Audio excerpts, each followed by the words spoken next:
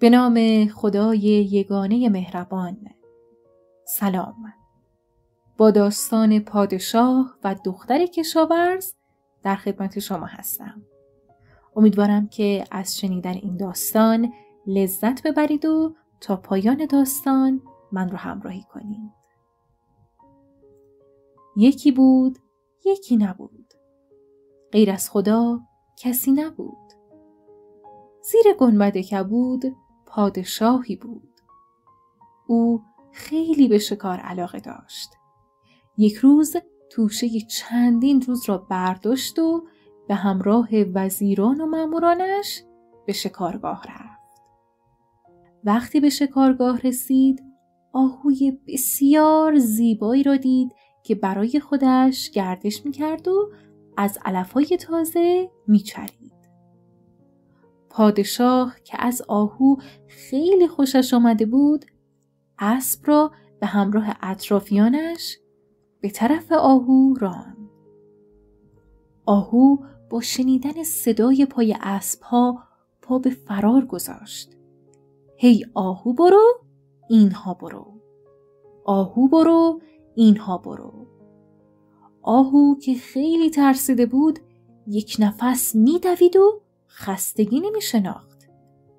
ولی اسب‌های اطرافیان پادشاه یکی یکی نفس کم آوردند و از دنبال کردن آهو باز ماندند. اما پادشاه دل از آهو نمی‌کند و دست از تعقیبش بر نمی‌داشت. آهو همانطور که فرار می‌کرد وارد جنگل شد و پادشاه او را گم کرد. پادشاه تا به خودش آمد، دید که از شکارگاه و اطرافیانش دور افتاد و در جنگل تاریک گم شد و تک و تنها مانده است. پادشاه کورمال در تاریکی جنگل راه افتاد، بلکه کسی را پیدا کند و از او راه خروج از جنگل را بپرسد. رفت و موقع صبح به کنار چشمه‌ای رسید. کنار چشمه دختری را دید به مثال ماه که پادشاه تا به حال در 7 اقلیم لنگش را ندیده بود. پادشاه که با دیدن دختر گم شدنش را فراموش کرده بود، پیش دختر رفت و گفت: مرا برای خواستگاری پیش پدر و مادرت ببر. دختر پادشاه را پیش پدر و مادرش برد و او دختر را از آنها خواستگاری کرد. پدر دختر که مرد کشاورزی بود، وقتی حرفهای او را شنید، پرسید: کی هستی و چه کاره هستی و اینجا چه می‌کنی؟ پادشاه اشاره به تاج سرش کرد و گفت: مگر این تاج را روی سرم نمی‌بینی؟ من پادشاه این اقلیم هستم و برای شکار آمده بودم و راه را گم کردم و دختر شما را کنار چشمه دیدم. مرد کشاورز گفت: شغل من کشاورزی است و دخترم و زنم قالیباف هستند. هر کس اینجا شغلی دارد. من از شما نپرسیدم کی هستی. پرسیدم چه کاره هستی. حالا به من بگو تو چه کاری برای گذران زندگی بلد هستی؟ پادشاه گفت: اصلا نیازی به کار کردن ندارم، چون همه برای من کار میکنند و من فقط به دیگران امر و نهی میکنم. مرد کشاورز گفت: امر و نهی کردن دیگران کار برای آدم نمیشود. من دخترم را به کسی میدهم که یک شغل بلد باشد. هر وقت کار مناسبی یاد گرفتی، دوباره به خواستگاری دخترم بیا. وگرنه دیگر هیچ وقت این طرفها آفتابی نشو. پادشاه که دید تیرش بدجوری به سنگ خورده است، به مرد کشاورز گفت: پس راه را به من نشان بدهید که از این جنگل بیرون بروم. کشاورز او را تا خارج شدن از جنگل همراهی کرد و به خانه‌اش برگشت. پادشاه هم پس از 1 روز راه رفتن، همین که خسته و کوفته به قصرش رسید، وزیرانش را پیش خود فراخواند و گفت: همین الان به من 1 کاری یاد بدهید. آنها گفتند: قبله عالم، هنوز خستگی راه هستن به در نکرده، میخواهید کار یاد بگیرید؟ مگر نمیدانید کار کردن برای دیگران است و شما فقط باید دستور بدهید؟ چه کاری بهتر از این؟ پادشاه گفت: همه حرفهای شما درست، ولی مرد کشاورز به شرط حاضر است دخترش را به من بدهد که من کاری یاد گرفته باشم. وزیرها گفتند: کشاورز کیه؟ پادشاه ماجرای مرد کشاورز و شرط او را برای آنها تعریف کرد. وزیران وقتی حرف او را شنیدند گفتند: مرد کشاورز خیلی بیجا گفته و از روی نادانی شرط گذاشته. به ما نشانی خانه او را بدهید. همین الان برویم و دار و ندارش را بار اولا بکنیم و به حضور مبارک بیاریم. پادشاه گفت: نه، نباید ناراحتی آنها را فراهم کنیم. شما به من کاری یاد بدهید. بهتر است به جای قشون کشی شرط آنها را به جا بیاورم. بعد به خواستگاری بروم.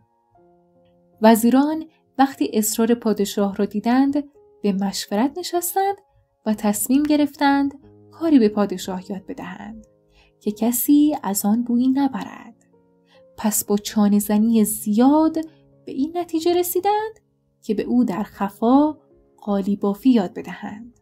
پس 1 استاد قالیباف به قصر آوردند و از او خواستند بدون اینکه کسی متوجه بشود هر روز به قصر بیاید و به پادشاه خیلی زود قالیبافی یاد بدهد. از فردای آن روز دار قالی را در یکی از اتاقهای قصر برپا کردند و پادشاه برای به دست آوردن دختر با علاقه و پشتکار شروع به آموختن قالیبافی کرد و خیلی زود تمام فوت و فن آن را یاد گرفت و خودش به تنهایی شروع به بافتن 1 قالیچه کرد و خیلی زود آن را بافت و تمام کرد. استاد قالیباف وقتی قالیچه پادشاه را دید گفت: ای قبله عالم، شما اکنون دیگر تمام فوت و فن قالیبافی را بلد هستید و از این به بعد می توانید بدون کمک دیگران به تنهایی قالیبافی کنید. پادشاه که خیلی خوشحال شده بود هدیه‌ای گرانبها به استاد قالیباف داد و او را از قصر مرخص کرد و خودش هم قالیچه‌اش را برداشت و سوار اسب شد و برای خواستگاری دختر به طرف خانه مرد کشاورز شروع به تاختن کرد. وقتی به خانه مرد کشاورز رسید قالیچه زیبا را جلوی او پهن کرد. مرد کشاورز گفت: این دیگر چیست؟ پادشاه گفت: این 1 قالیچه است که با دستهای خودم بافتم. حالا من 1 قالیباف ماهر هستم و آمدم از دخترت خواستگاری کنم. مرد کشاورز دستی به قالیچه کشید و انصافاً خوب و تمیز و زیبا بافته شده بود. او گفت: حالا که کاری یاد گرفته‌ای می‌توانی با دختر من وصلت کنی. به دستور پادشاه 7 شبانه روز جشن و پایکوبی به راه انداختند و دختر را به قصر آوردند و به عقد پادشاه درآوردند. دختر چند روزی که در قصر زندگی کرد متوجه شد که چه بریز و بپاشی به راه است. بیش از نیاز می‌پختند، بیش از نیاز می‌خوردند و بیش از نیاز می‌دوختند و هر لباس را فقط چند ساعتی می‌پوشیدند. کم کار می‌کردند و بیشتر به استراحت می‌پرداختند. دختر کشاورز که حالا زن پادشاه بود از وضع بریز و بپاش و مفتخوری درباریان به تنگ آمد و پیش پادشاه زبان به گلایه باز کرد و گفت: ای قبله عالم، درباریان جز خوردن و خوابیدن و پوشیدن کار دیگری ندارند؟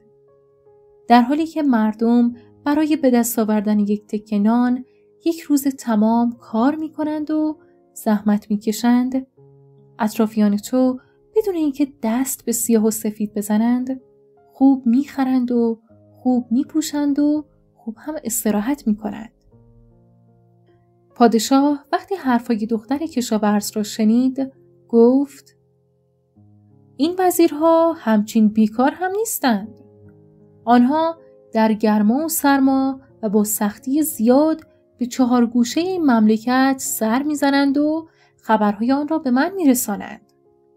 به گفته آنها مردم ما در ناز و نعمت زندگی میکنند و هیچ کس محتاج نان شبش نیست.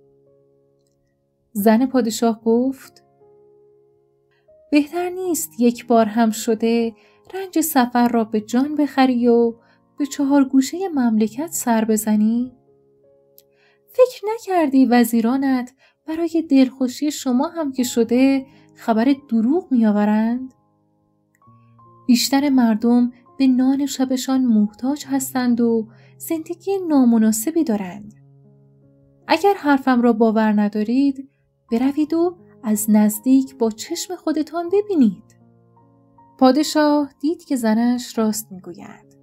پس لباس مندرس و پاره پوره به تن کرد و چوب دستی چوپانی به دوش انداخت و دور از چشم درباریان برای سرکشی از مملکت از قصر بیرون رفت تا اینکه به یک کاروانسرا رسید و تصمیم گرفت در آنجا کمی به استراحت بپردازد. هنوز سرش به بالش نرسیده بود که از بیرون سر و صدایی شنید. از اتاق بیرون آمد و دید که مامورانش دارند عده‌ای را شلاق می‌زنند و عده‌ای هم ایستادند به تماشا. رفت و از یک نفر پرسید: اینها را چرا شلاق می‌زنند؟ جرمشان چیست؟ مرد گفت: اینها مردم فقیری هستند و نمی‌توانند به ماموران باج بدهند. به همین دلیل آنها را شلاق می‌زنند. پادشاه وقتی حرفای او را شنید، طرف مامورها دوید و شلاق یکی از آنها را از دستش گرفت و به طرفی انداخت. ماموران خشمگین به طرف پادشاه حمله کردند و تا می‌توانستند کتکش زدند. پادشاه از شدت کتک آنها بیهوش شد و روی زمین افتاد. وقتی به هوش آمد، دید ماموران هنوز بالای سرش ایستادند. پس رو به آنها گفت: شما میدونید چه کسی را کتک زده اید؟ به شما نشان میدهم که با کی طرف هستید. بزرگ ماموران گفت: فکر میکردیم با کتکی که خورده ای عقلت سر جایش آمده است. ولی معلوم میشود که دست به شو نیستی و باز هم دلت کتک میخواهد. پادشاه که ترسید دوباره زیر مشت و لگد آنها برود، گفت: من پادشاه این اقلیم هستم و اگر دست از سرم بر ندارید به زندان میاندازمتان. ماموران به حرف او خندیدند و او را کشان بردند و به زندان انداختند. فردا صبح زود برای بردن بیگاری زندانیان را بیدار کردند و هر کس را که کاری بلد بود به همان کار بردند. از پادشاه هم پرسیدند: چه کاری بلد هستی؟ پادشاه هم گفت: من قالیبافم. مأمور زندان گفت: اگر دروغ گفته باشی فردا جایت سر کوه و سنگ شکنی است. بعد دستور داد دار قالی را برای او در زندان برپا کنند. دار قالی برپا کردند و بزرگ مأمور زندان پادشاه را پشت دار قالی نشاند و گفت: اگر تونستی قالی خوب ببافی که هیچ، وگرنه میدهم با همین دار قالی دارت بزنند. پادشاه از ترس جانش پشت دار قالی نشست و در مدت کمی قالی بسیار زیبا و ظریف بافت و دست مأمور بزرگ زندان داد. زندانبان قالی را برد برای فروش به بازار. ولی از بس این قالی زیبا و ظریف بود، هیچ خریداری نتوانست برای آن قیمت مناسبی بگذارد و آن را بخرد. آخر سر یکی از خریداران گفت: تنها راه فروختن این قالی بردن به شهر است. شاید آنجا تاجری بتواند قالی را بخرد. بزرگ زندانبان قالی را بار اسب کرد و به شهر رفت. در شهر هم هیچ تاجری توان خرید آن را نداشت. پس یکی از آنها گفت: تنها راه فروختن این قالی بردن به قصر پادشاه است. جز او هیچ کس نمیتواند آن را بخرد. بزرگ زندانبان دوباره قالی را بار اسب کرد و به طرف قصر تاخت. وقتی قالی را وزیر خزینه دید، آن را به قیمت خوبی خرید و چون این قالی بسیار زیبا و ظریف بود، آن را به زن پادشاه هدیه داد. زن پادشاه وقتی قالی را دید، فهمید که پادشاه به مشکلی برخورده و این قالی را بافته است و چون مدتی از پادشاه بیخبر بود، دستور داد فروشنده قالی را به قصر بیاورند. مأموران رفتند و با مأمور بزرگ زندان برگشتند. زن پادشاه از او پرسید: این قالی را چه کسی بافته است؟ بزرگ زندانبان گفت: یک زندانی خلافکار و دروغگو. زن پادشاه دوباره گفت: جرمش چیه و دروغش چی بود؟ بزرگ زندانبان گفت: یک روز در حال تنبیه کردن چند خلافکار بودیم که او وارد معرکه شد و شلاق را از دست مأموری گرفت و بعد که دید مجازات سنگینی در انتظارش است، ادعای پادشاه بودن کرد و خواست ما را بترساند. زن پادشاه گفت: حالا جای آن مرد را می‌دانی؟ مرد گفت: بله، الان توی زندان است. زن گفت: همین الان مرا پیش او ببر. مرد قبول کرد.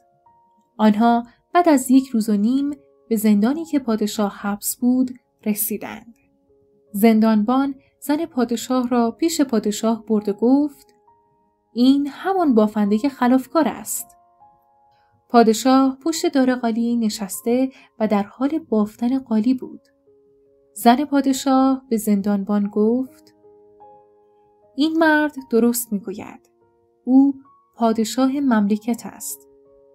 و حالا چون تو باعث پیدا شدن او شده ای، از قبله عالم میخواهم از خون تو بگذرد. پادشاه دست از بافتن قالی برداشت و رو به زنش گفت: پدرت باعث شد من به اهمیت کار پی ببرم و تو هم باعث شدی من از گوشه کنار و وضع مردم با خبر شوم. پادشاه به همراه زن و همراهانش به قصر برگشت و دستور داد همه درباریان هم مثل مردم عادی یک کار آبرومند یاد بگیرند و هیچ مأموری حق گرفتن باج از مردم را ندارد. پس از آن او سالهای سال با عدل و انصاف پادشاهی کرد و هیچ وقت حق را ناحق نکرد. به پایان داستان رسیدیم. ممنون که تا پایان من را همراهی کردید. اگر از شنیدنش لذت بردید، حتما ویدیو رو لایک کنید و کانال ما رو سابسکرایب کنید. خوشحال میشم نظراتتون رو در مورد داستان‌ها بخونم. تا داستان و افسانه بعدی شما رو به خدای بزرگ میسپارم. خدا نگهدار.